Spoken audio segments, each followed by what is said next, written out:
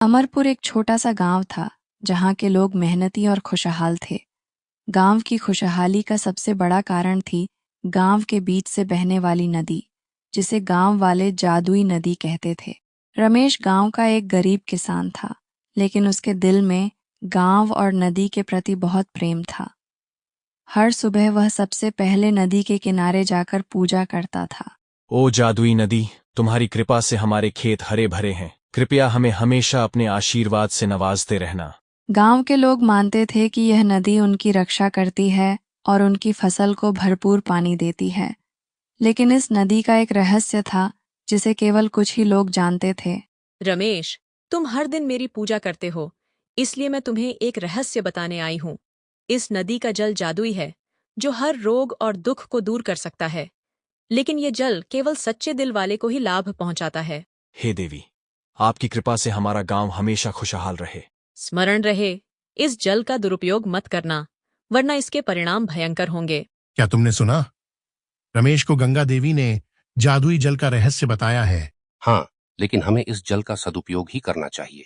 गांव में इस रहस्य की चर्चा चारों ओर फैल गई। लोग नदी के जल को लेकर और भी सतर्क हो गए। लेकिन एक दिन गांव में एक अजनबी आया जिसका नाम था राघव। प्रणाम, मैं एक साधु हूँ और यहाँ कुछ दिन ठहरना चाहता हूँ। आपका स्वागत है, आप हमारे अतिथि हैं। राघव दरअसल एक चालाक व्यक्ति था जो जादुई नदी का रहस्य जानकर उसका दुरुपयोग करना चाहता था। अगर मैं इस जादुई जल को बेच सकूं तो मैं बहुत धनी बन सकता हूँ। राघव ने तय किया कि वह गांव वालों को धोखा देकर नदी के जल को बेचकर धनी बनेगा।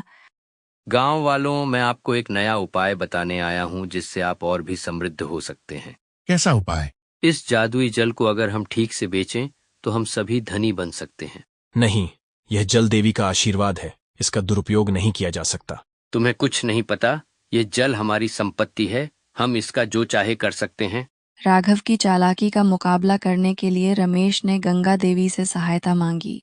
राघव, तुमने मेरे जल का दुरुपयोग करने की हिम्मत की, तुम्हें इसकी सजा मिलेगी। हे देवी, कृपा करें। तुम्हारे पापों के कारण अब यह जल केवल सच्चे दिल वालों के लिए ही उपलब्ध रहेगा। राघव को गांव से बाहर निकाल दिया गया और गांव में फिर से शांति लौट आई। गांव वाले अब और भी सतर्क हो गए और गंगा देवी के आशीर्वाद का सदुपयोग करने लगे।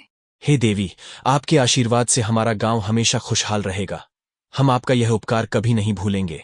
सदा सच्चे रहो, यही मेरी सबसे बड़ी आशीर्वाद है। अमरपुर का गांव अब और भी खुशहाल और समृद्ध हो गया। लोग एक दूसरे की मदद करते थे और गंगा देवी के आशीर्वाद को सच्चे दिल से मानते थे। दोस्तों, ये वीडियो अच्छी लगी हो तो इस वीडियो को लाइक शेयर करें और जो हमारे चैनल पर नए हो तो चैनल को सब्सक्राइब करें।